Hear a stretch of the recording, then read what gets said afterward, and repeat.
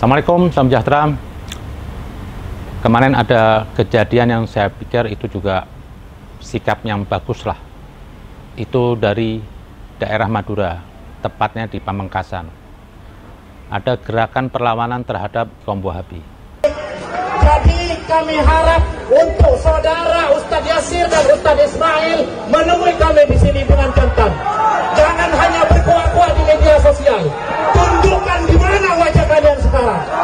Ini kami aku aja, hidup wajah, hidup ahli sunnah wal jamaah. Hancurkan Wahabi, tolak Wahabi, angkat kaki Wahabi di Indonesia, angkat kaki. Semangat. Sambil menunggu, kami beri waktu 10 menit.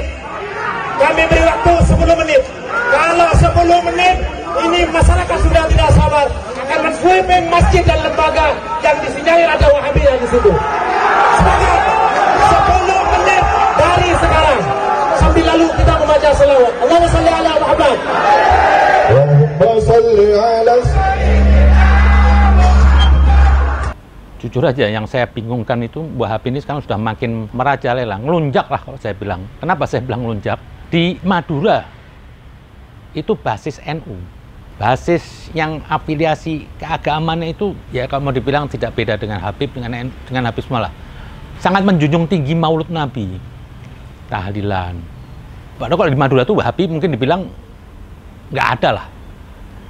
Dan kalau ada itu mungkin ya nggak berani lah menonjolkan diri. Tapi ini sudah berani sekarang menunjukkan jati ini membuat masjid. Berarti ini apa? Ada dana dari luar. Jelas dana pembangunan masjid itu bukan dari Madura. Mereka ini memang solid. Mereka akan terus mencari wilayah-wilayah yang kira-kira di situ banyak aliran yang nggak sejalan dengan Wahabi. Di Madura dia berani buat itu. Dalam pidato Jumatnya aja dia mengatakan apa? Si khotibnya mengatakan Maulid Nabi itu bid'ah. Begitulah Wahabi. Yang diributkan Maulud. Seperti Maulud itu orang kafir kalau Maulud kafir. Kalau emang Maulud Nabi itu kafir, berarti yang pertama kafir Tuhan. Kenapa saya bilang begitu? Dalam Al-Quran itu dikenang kelahiran Isa putra Maryam dan kematiannya. Berarti apa? Kalau Isa itu dalam Islam disematkan sebagai Rasul Allah, berarti ayat itu berlaku untuk semua Rasul Tuhan. Nggak perlu setiap ayat Happy birthday buat Nabi Adam, happy birthday buat Nabi Nuh, happy birthday buat Musa. Ya habis kitab ini. Jadi ayat itu satu mewakili untuk semua Rasul. Nah, disinilah Wahabi. Dakwahnya itu nggak lain modalnya bid'ah. Bid'ah menurut akal dia yang kerdil. Saya kagum lah dengan Madura, yang cepat sigap. Terutama juga saya kagum kepada pemimpin daerah situ, yang cepat menutup.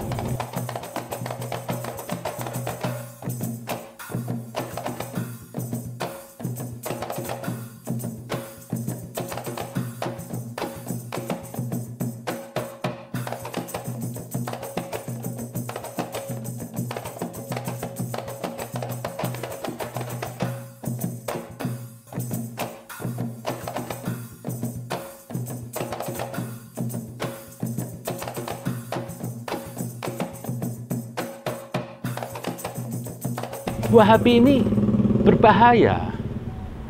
Kiai Hasyim Asy'ari itu, dia mendirikan NU itu, dia ingin menjaga marwah ajaran Rasulullah. Yang utama apa? Dia ingin melawan aliran Wahabi. Semua peninggalan Nabi dihancurkan, digusur semuanya. Cuma tinggal apa sekarang? Kuburannya aja. Mungkin dia menggali kuburan takut kali. Bukan kita mau nyembah bangunannya. Kita kalau emang ada peninggalan Nabi itu kita bisa apa? Merenung untuk mendekat kepada Rasulullah. Bukan kita menyembah rumahnya atau apapun. Banyak tuh di ajaran Kristen, Buddha, Hindu itu semua menjaga itu. Bekas-bekas jejak Yesus itu dijaga. Bukan berarti kita terus menyembah patungnya atau jalan, enggak lah. Lah inilah Wahabi. Kenapa Wahabi itu menolak Maulud? Semua yang berbau-bau Rasulullah. Menurut riwayat, leluhur mereka tuh kelompok-kelompok yang menyerang Nabi. Itu saya mengutip, kalau nggak salah itu saya pernah dengar dari Gus Dur. Kelompok yang kecewa dengan Nabi. Malah dibilang katanya dari keturunan Musailamah Al-Kadzab. Itu yang dikenal oleh Nabi palsu. Jadi memang ada kedengkian. Jadi Maulud itu bagi dia, kalau dia lihat dengar Maulud, dia terbakar. Karena nenek moyang dia tuh anti semua kepada Nabi. Nah, dia mengharamkan kuburan. Kenapa? Mereka nggak punya wali. Jadi kuburan dia bantai semua. Kenapa? Kalau dia membolehkan kuburan, akan banyak tuh kuburan-kuburan sahabat Nabi itu yang nanti akan didatengin orang. Dan setiap orang akan datang kepada keluarga Nabi, melihat Nabi, mereka akan tahu kelompok Khawarij ini Wahabi yang membenci mereka. Jadi mereka tutup semua riwayat yang berbau Nabi. Yang sampai kalau nggak salah di Mekah aja itu nama Muhammad nggak ada, cuma ada di Madinah. Segitu kerasnya, seperti orang melakukan maulud itu katanya kafir, katanya Nabi nggak ngelakuin. Lah, bagaimana Nabinya ada? Masa Nabi membuat maulud sendiri? Ya kita kenang aja, ini kan orang baik.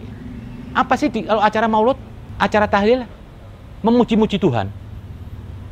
Bid'ah? Enggak. Satu syariat, satu yang Allah lakukan. Allah perintahkan kita haji, Allah nggak haji. Allah perintahkan kita sholat, Allah nggak sholat. Allah perintahkan semua syariat, Allah nggak lakukan. Tapi ada satu syariat di mana Allah dan malaikat mendahului, yaitu apalah? Sholawat. Innallaha wa malaikatahu yusalluna 'alan nabi. Allahumma sholli ala Muhammad wa ali Muhammad. Allahnya aja bersolawat, masa umatnya nggak mengenang hari kelahirannya? Ini kan Islam sesat, Islam sempalan. Dari pertama masjid, dia sudah berani mendirikan di sentra NU Madura. Mereka ini kecil, tapi sudah mulai ngelunjak nih mereka. Waspada loh, Wahabi ini gerakannya membahayakan. Besok kalau ada dia kekuatannya, dia akan menggunakan aktif fisik. Karena bagi dia itu apa? Bid'ah itu harus diperangi. Perang itu bagi dia apa? Membunuh. Makanya membunuh orang-orang yang hadir maulud atau tahlil itu bagi dia apa? Ke surga. Itu ke neraka kalau saya bilang. Di sini saya kagum dengan dari Madura ini. Sikap tegasnya. Ya, semoga ini tidak terjadi di daerah lain. Kenapa saya bilang? Setiap kampung itu, kalau ada satu orang Wahabi, itu kampung itu gaduh. Kalau sesama Islam aja sudah dianggap kafir, gimana terhadap non-Muslim? Itu dia ngebet gorok aja, belum ada tempatnya aja, belum waktunya aja. Tapi ini gerakan mereka ini kuat karena apa? Ada dana kuat. Bayangkan ya di Madura, saya bingung bisa mendirikan suatu masjid yang besar, yayasan, yang itu pahamnya apa? Menentang Thariqah NU. Ini kan sentral NU. Juga terjadi di Jawa Timur. Itu sudah mulai banyak mereka berbuat. Lah, ini perlu dijaga ini. Kalau Wahabi itu alirannya tidak mengkafirkan orang, atau tidak melebarin orang, dan tidak hendak ingin membunuh orang, monggo, mau nyembah tembok, saya nggak ada urusan. Ini aliran Wahabi ini aliran bahaya. Aliran yang apa ya? Mengancam kemanusiaan. Kalau sudah aliran mengancam kemanusiaan, berarti mengancam semua agama. Karena di bayang mereka itu apa? Gorok aja, bunuh.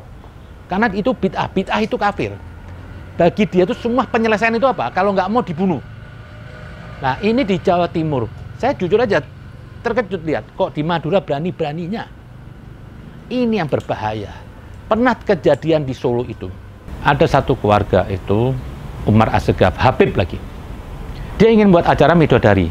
Maksudnya itu acara, kalau di Jawa itu, besok mau acara pernikahan, malam itu ada kumpulan untuk, apa ya, kumpul keluarga lah. Itu diserang oleh gerombolan, pasti Wahabi. Sebuah acara pernikahan di Solo dibubarkan paksa oleh masa ormas tertentu. Sebuah video yang merekam dugaan penyerangan oleh sekelompok orang terjadi di kawasan Metrodanan, Kelurahan Kecamatan Pasar Kliwon, Kota Solo tersebar di media sosial. Informasi yang dihimpun, penyerangan di Solo terjadi di rumah almarhum Assegaf bin Jufri, Kampung Metrodanan, Jalan Cempaka, Kecamatan Pasar Kliwon, Sabtu 8 Agustus 2020, sekitar pukul 17.45 waktu Indonesia Barat. Kerusakan terjadi saat penyerangan di Solo itu, 3 orang keluarga Habib juga terluka, yaitu Umar Assegaf, Hadid Umar, Usin Abdullah. Dalam video itu terdengar petikan sekelompok orang yang diduga hendak membubarkan suatu acara. Petikan bubar, bubar, bubar terdengar beberapa kali dalam video tersebut. Tak hanya itu, sejumlah personel kepolisian berpakaian dan bersenjata lengkap juga tampak tiba dan disiagakan di lokasi kejadian. Kapolsek Pasar Kliwon AKP Adis Dani Garta menyampaikan kejadian terjadi Sabtu 8 Agustus 2020 menjelang sholat maghrib sekitar pukul 17.30 waktu Indonesia Barat.